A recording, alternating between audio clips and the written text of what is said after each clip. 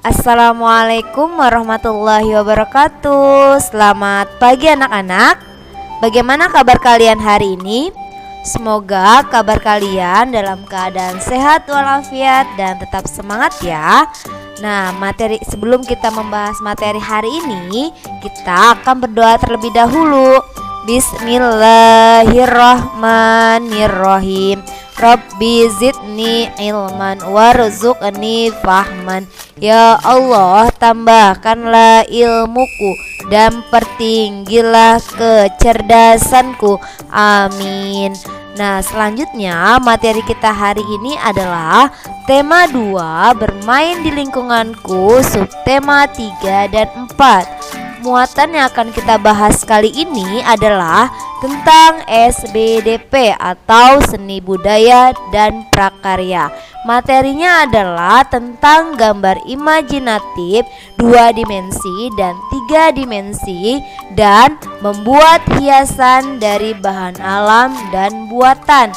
Nah, ini sudah kita pelajari di subtema 1 dan subtema 2. Hanya saja di subtema 3 dan subtema 4 kita ulas kembali materi berikut ini. Nah, selanjutnya, apa itu gambar imajinatif? Gambar imajinatif adalah gambar yang dibuat berdasarkan hayalan, di mana gambar imajinatif ini sesuai hayalan kalian. Misalkan kalian berhayal mau membuat mobil-mobilan yang ada di atas gunung, itu boleh kalian buat sesuai imajinatif atau sesuai hayalan kalian. Nah, ini adalah tentang gambar imajinatif yang sudah pernah kita bahas di subtema 1. Nah, kemudian alat dan bahan dalam membuat gambar imajinatif adalah ada buku gambar, alat mewarnai, bisa pensil warna, spidol ataupun cat air dalam membuat gambar imajinatif, pensil, penghapus, dan penggaris. Dalam membuat gambar imajinatif, biasanya yang harus kita perhatikan terlebih dahulu adalah membuat sketsa. Baru setelah itu kita tebalkan.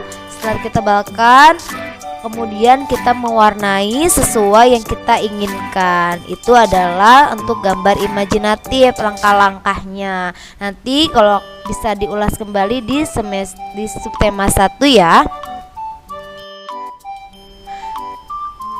Gambar imajinatif terbagi menjadi 2. Ada gambar imajinatif 2 dimensi dan juga ada karya imajinatif 3 dimensi, di mana nanti di sini akan kita bahas satu per satu.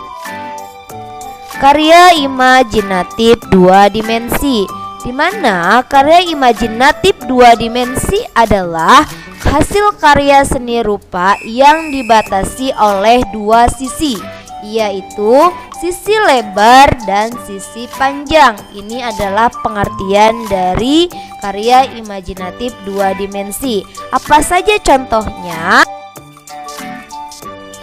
Contoh karya imajinatif biasanya ada di sekitar kita. Kalau yang di sini Bunda kasih contoh seperti lukisan, foto, kain batik adalah merupakan contoh karya imajinatif 2 dimensi.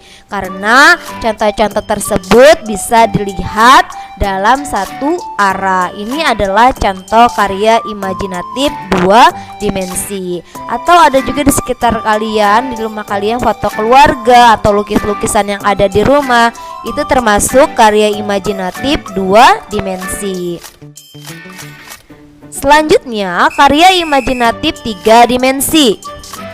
Apa itu karya imajinatif 3 dimensi? Karya imajinatif 3 dimensi biasanya memiliki ruang atau isi dan dapat dilihat dari berbagai sisi. Karya imajinatif 3 dimensi memiliki unsur panjang, lebar, dan tinggi. Jadi agak berbeda dengan karya imajinatif 2 dimensi ya. Jadi kalau 2 dimensi tadi sisi lebar dan panjang dia tidak memiliki tinggi. Sedangkan karya imajinatif 3 dimensi dia memiliki tinggi. Itu perbedaan antara karya imajinatif 2 dimensi dan 3 dimensi. Contoh karya 3 dimensi ini adalah patung, meja, lemari, dan masih banyak lainnya yang bisa kamu temui di sekitar rumahmu atau di tempat wisata yang saat kamu berkunjung ke sana. Nah, karena gambar imajinatif ini bisa dilihat dari depan, belakang, samping, kanan, dan juga kiri. Itu termasuk contoh karya imajinatif. Atau bisa kamu membuat sesuatu dari tanah liat, itu merupakan, atau boneka dari tanah liat, itu merupakan juga salah satu contoh karya 3 dimensi.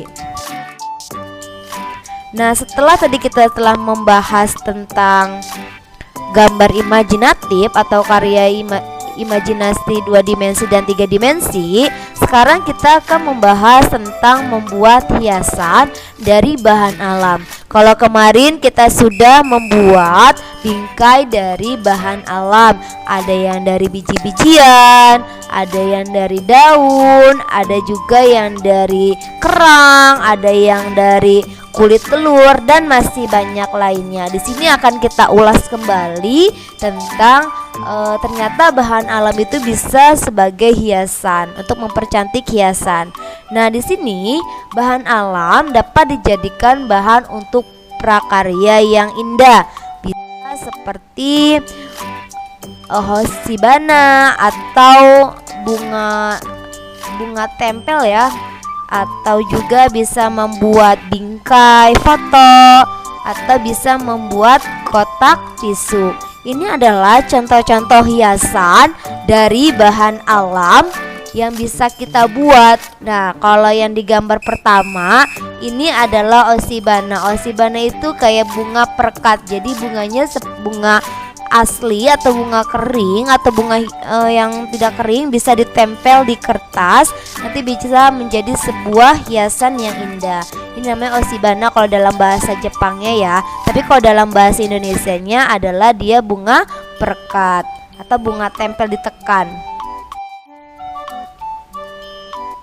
Ciri-ciri hiasan dari bahan alam adalah biasanya bahan alam dapat dimanfaatkan menjadi hiasan. Bahan alam dapat dimanfaatkan dengan cara melipat, menggunting, dan menempel. Ini adalah langkah-langkah ketika kita membuat bahan alam, membuat hiasan dari bahan alam. Nah, ini adalah salah satu atau bahan-bahan alam dalam membuat hiasan, yaitu ada daun kering, biji-bijian, ranting, cangkang kerang, dan masih banyak lainnya yang bisa kita gunakan dalam membuat hiasan yang ada di sekitar rumahmu. Nah, kemudian cara menggunakan bahan alam untuk hiasan. Nah, di sini contohnya adalah kita membuat kotak tisu. Lihat di sini ada kamu memiliki kardus bekas sepatu atau bekas susu atau yang lainnya, dimana kita membuat kotak sepatu atau tempat tisu. Dimana kalau kotaknya terbuat dari barang bekas, terus untuk menempelkannya ini bisa menggunakan dengan daun kering atau daun-daun yang lainnya. Nah, di sini teknisnya dengan cara menempel. Daun dan bunga kering ditempel pada kotak sepatu bekas yang sudah dibungkus sampul coklat. Jadi dihias, sebelum dihias dengan daun kering, kardus bekasnya ini adalah ditempelkan oleh daun-daunan kering atau bahan alam. Nah, selain ini juga ada yang namanya kulit salak. Biasanya kalau kita makan salak itu kulitnya biasanya kita buang ya. Nah, ternyata biji salak ini bisa kita buat untuk hiasan. Nah, kulit salak bisa dijadikan dengan berbagai kerajinan yang indah. Kulit salak memiliki kelebihan dibandingkan kulit buah lainnya. Apa saja? Nah, kelebihan dari buah salak sehingga dapat menjadi bahan hiasan. Yang pertama, kulit buah salak mudah kering. Yang kedua, kulit buah salak memiliki permukaan yang unik, yaitu bentuknya seperti tumpukan genting dan berigi. Nah, di sini ada contoh gantungan kunci yang terbuat dari kulit salak. Nah, di sini adalah kelebihan dari kulit salak ya. Jadi kalau kamu lagi makan buah salak, bisa kulitnya untuk dijadikan sebuah hiasan yang indah. Nah, itu saja materi kita hari ini. Semoga bisa kamu pahami dan bisa bermanfaat. Kurang lebihnya mohon maaf. Wassalamualaikum warahmatullahi wabarakatuh.